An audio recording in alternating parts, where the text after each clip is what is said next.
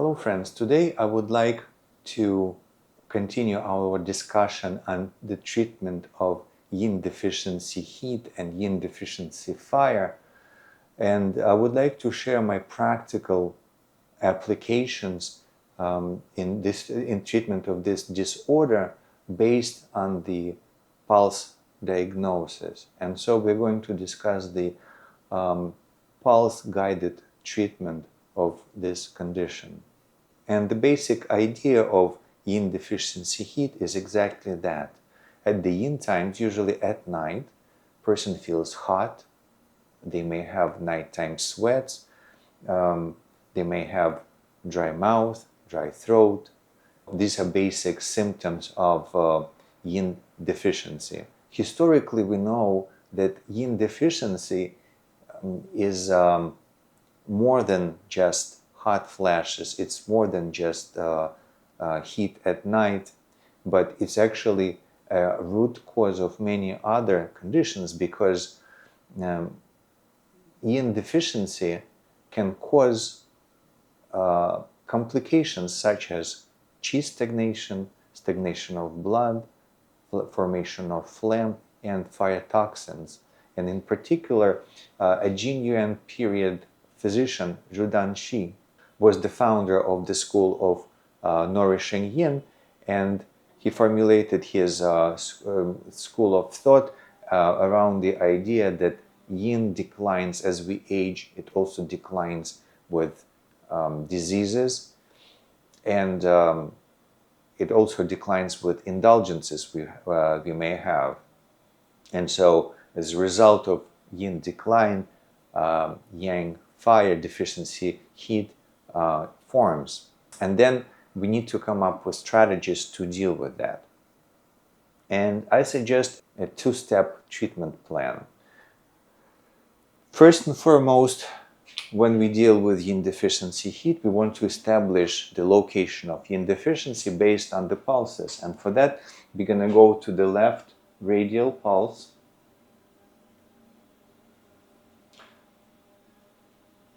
and we're going to subdivide it into 3 positions, and we're going to have the most proximate Sun, Guan, and Qi is the most proximal position. This is the most distal, this is the most proximal. And so on the left hand, in the Yin position, we're going to have heart, liver, and kidney Yin. And of course, the Yin pulses are not necessarily going to take the whole breadth of the pulse. So if this is the skin level, and this is the bone level, the Yin pulses are going to be approximately on the 1/3 to 1/4 of this distance. And the rest of the pulse is going to be occupied by the Yang aspect, by the Yang channel. And Yin Deficiency is always rooted in the kidneys, because kidney is the foundation of the Yin and Yang energies in the body. And so we're going to be looking first and foremost on this position, and very often we're going to observe that this pulse is thin, it's deep, and it's weak. Why? Because Yin energy is deserted from this channel. There is not enough substance to flare up this channel. And of course, if kidney Yin cannot finance liver blood or liver Yin, we are going to observe the same thing. And so the pulse is actually going to look more like this.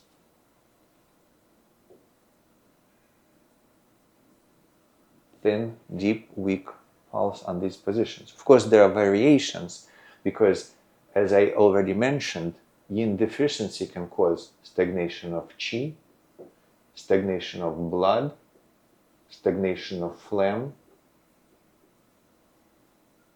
and even fire toxins. And so this can severely change the image of this pulse on more superficial level, we may have actually a large pulse on the chi position, which would be rapid, very active, and that would not be the sign of overabundance of yin. Quite the opposite. It would be the sign of pathogenic accumulations in this channel. And even when this happens, if we go deep into the pulse to the bone level, you will see that this activity ceases to exist at the bone level, and the pulse is going to be thin, weak, deep, or it can even be that the pulses at the deep level are empty. That is, as we penetrate to the bone level, to the deep level, the strength of the pulse disappears. And the very first step when we deal with this situation would be, once we assess the deep pulses and we determined where yin deficiency takes place, and for the sake of this demonstration, we're going to focus primarily on the kidney yin deficiency. The first step is to nourish yin.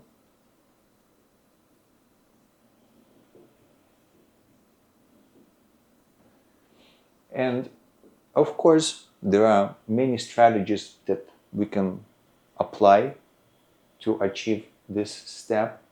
We can use kidney channel. There are points on the kidney channel that nourish yin, such as kidney 3, kidney 6. Of course, kidney 10, kidney 7 are potentially also good points to nourish yin. If we have a mutual kidney and liver yin deficiency, we can also treat liver 8, the water point on the liver channel. But some practitioners may argue that how can we use the depleted channel to generate more yin qi? If the channel is already depleted, we may not be able to have great results strictly by accessing this channel. And this is a good argument. And therefore, to nourish yin, we can access potentially Zhenmai, the sea of yin, and bring up the yin energy this way. We can access the sea of blood, the Chongmai, or we can use the yang energy to give us more yin, because remember that yin and yang, they are dialectical opposites, and by accessing yang, by stimulating yang, we can produce yin, and therefore we can use bladder channel points such as bladder 23, bladder 52, bladder 43. These points build up kidneys. And in the Chongmai, of course, the confluent points are spleen 4, pericardium 6, and then we can add kidney points on the abdomen. And same thing with the Zhen channel, we can use lung 7, kidney 6, and maybe Zhen 4 would be a great point to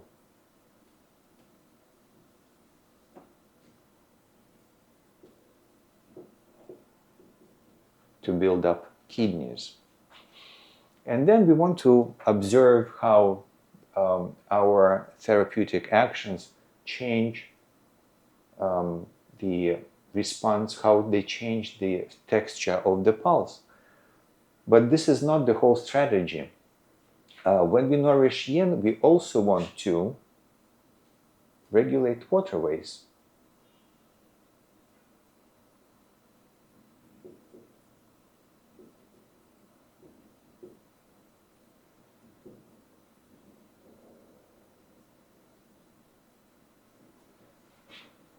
It's a very important strategy because waterways are yin. Waters are the fluids in the body are yin, jin ye, the thin and the thick fluids.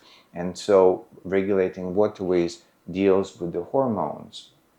And even based on the chosen points here, we already know that lung 7, by the way, regulates waterways, or we can use points, and there are many other points on the lung channel that regulate waterways, by the way. Bladder 52 regulates waterways. Another great point to strengthen kidneys and regulate waterways would be gallbladder 25. That's another possibility here. Bladder 39, the lower He point of the Sanjiao channel, regulates waterways. Sanjiao 6 regulates waterways. So we have many possibilities there. Next therapeutic action that is also necessary to build up the yin channels is nourish.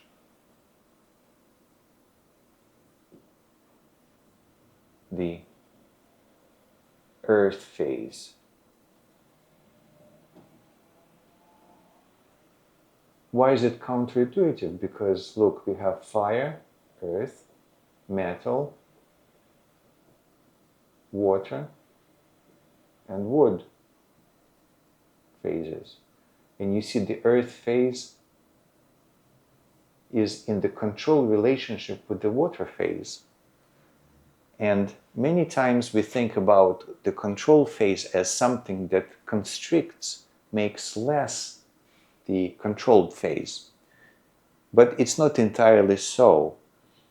Quite the opposite. When we have, one way of thinking about it is when we have insufficiency of yin and excess of yang, we can think of control phases as a command to the body that says, hey, this is too much, lessen this. Let's say regulate the water phase instead of just lessening it.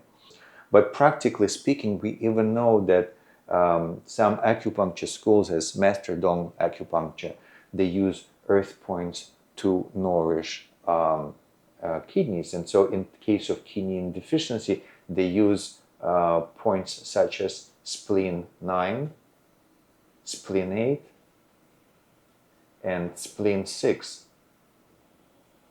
And I would suggest that spleen 9 and spleen 6 are definitely great points for nourishing the earth. We can also use stomach 36, very obvious point.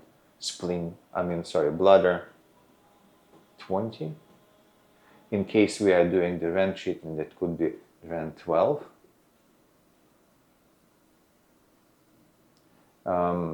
Many different possibilities there.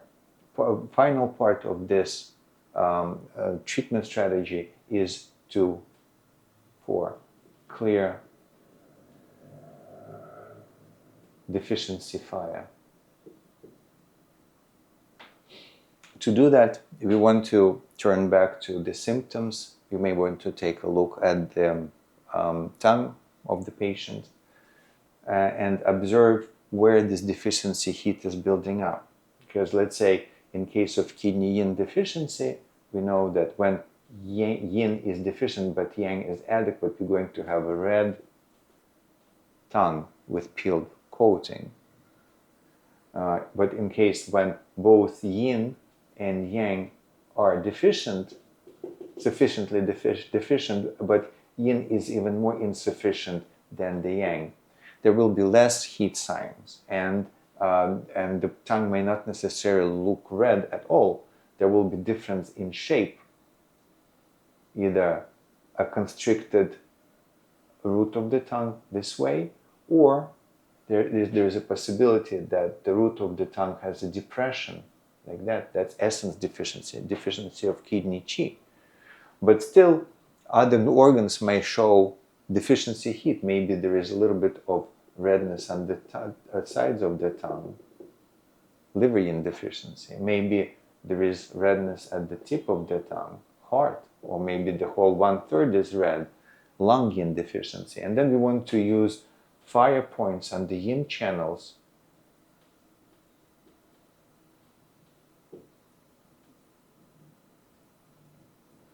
to clear this deficiency heat. And combining all these strategies, all combining points from each of these sections together, what we want to observe is that the yin pulses start pushing back.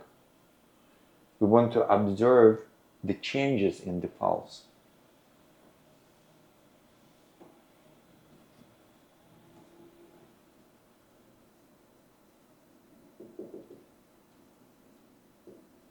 And then we are ready to address the second part of this equation. We want to address the branch of this treatment.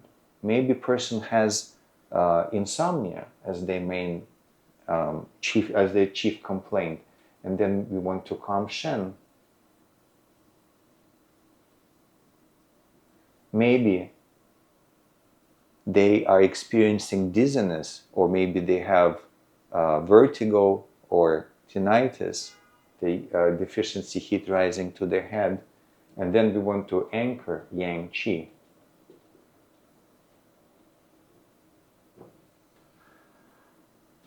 And maybe there are a few channels, just like I mentioned earlier. Maybe it's going to be the bladder channel or the gallbladder channel. Another important therapeutic, another important pulse diagnosis feature is understanding the interrelationships of the channels and understanding how heat dynamic develops.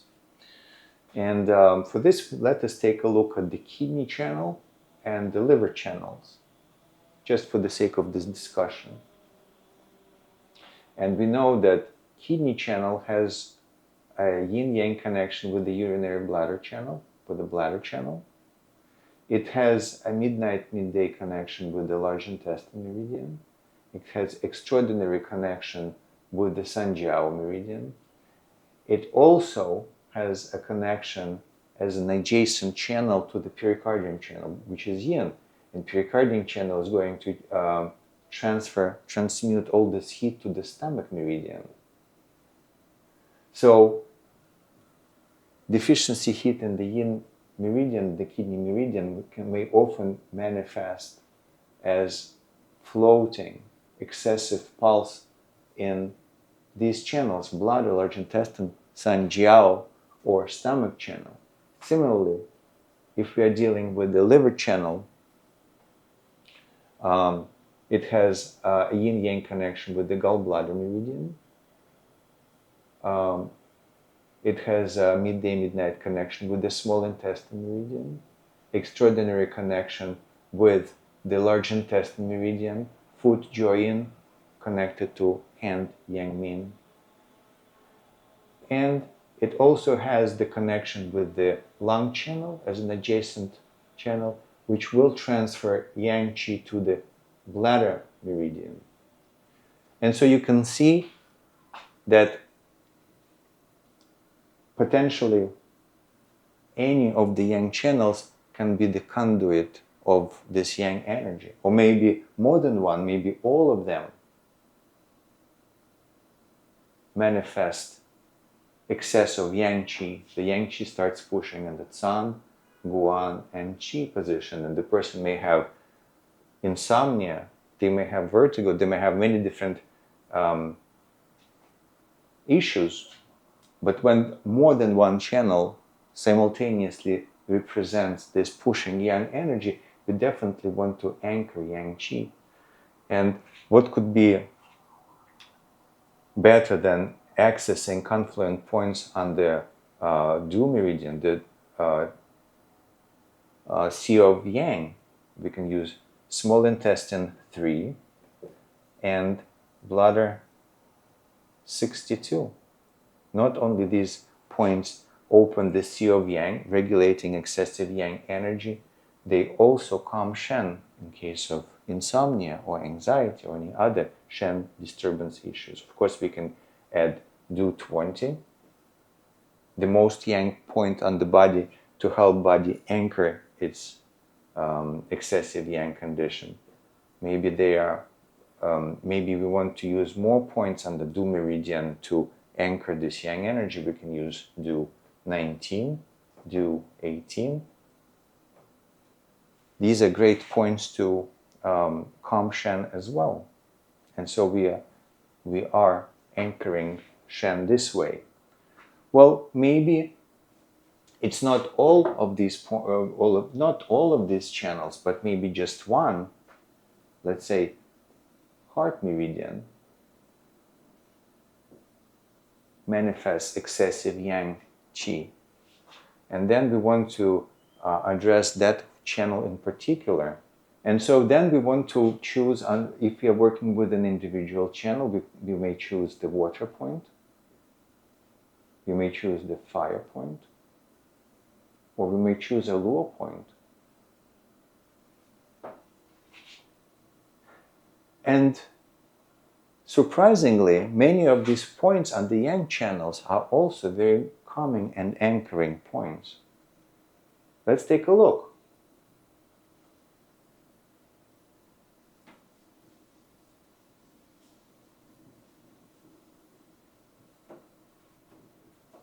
Small intestine channel. Okay, small intestine 3, it's not one of those, but if it's part of the strategy, small intestine 3 calms Shen.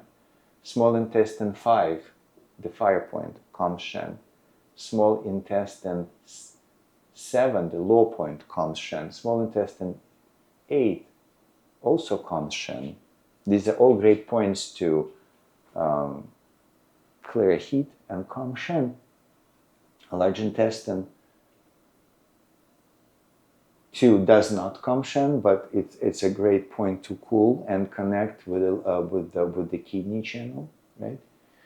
In fact, again, in Master Dong acupuncture system, large intestine 2 can be used for sciatic pain because of the connection to the kidney channel, or the urinary problems. We can also use this point. Large intestine 5, the fire point, calms Shen. Large intestine 7, the low point, calms Shen, clears heat. Large intestine 8, Shi cleft, also clears heat and calms Shen. Sanjiao 2 clears heat, calms Shen. Of course, Sanjiao 5 is a very good point to clear heat. Sanjiao 6 does not calm Shen, but very good point to clear heat. Shall I continue? Okay, stomach 44 calms Shen. Stomach 40, the low point, clears heat, calms Shen, and so on.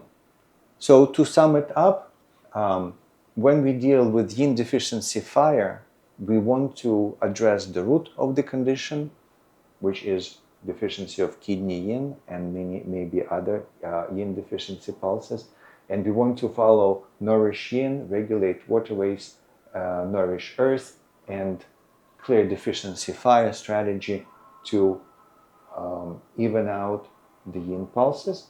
And then we're going to take care of the branch. We're going to see the yang channel. We're going to address the yang channels and see what excesses they have. And we're going to use the water points, fire points, and low points to regulate qi in those channels. Unlike in case of the acute conditions, where we want to first and foremost address the superficial floating pulses to clear excess heat and then support yin. In this case, we want to support yin and see what changes that bring, and only then address the yang channels. So I hope you found this information helpful. Please use it in your clinic and let me know about your results. And if you have any questions, don't hesitate to write me. Thank you, and I'll see you next time.